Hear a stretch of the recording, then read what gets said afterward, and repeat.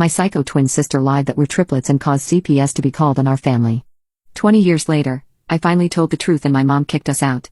I, 28, Rachel, seem to have made a pretty big mistake. My father is sick and I recently have been trying to reconnect with my family. For my father's birthday, I agreed to see my twin sister for dinner for the first time in 7 years. I guess I was never special enough for her, because the day she moved out, she cut all contact with me. This really hurt, and I haven't been interested in seeing her until our father asked a week ago. My mom and I have never been very close, but something in her opened up when we were at dinner, and she was laughing with me, telling stories.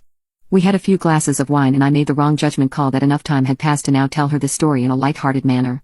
We moved to a new school when we were starting grade 3, my twin sister, 28, Sandra had come up with this so funny prank that we were going to pull on all of our classmates. She told me that we were no longer going to tell people that we were twins. We were going to tell them that we were triplets. We were going to pretend that we had another triplet at home that we were not supposed to talk about.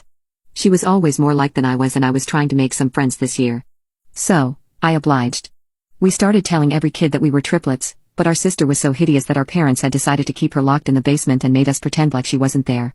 We got creative with it. We smudged muddy handprints on paper and claimed they were hers.